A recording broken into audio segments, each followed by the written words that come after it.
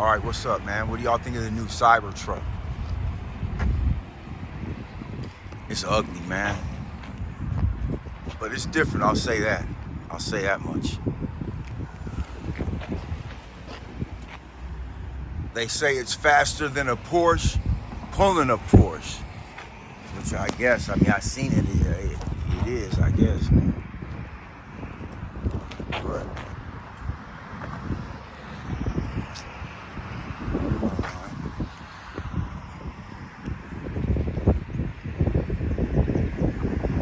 different, man. I would drive this thing around just because, you know. I mean, I don't really like the look of it, but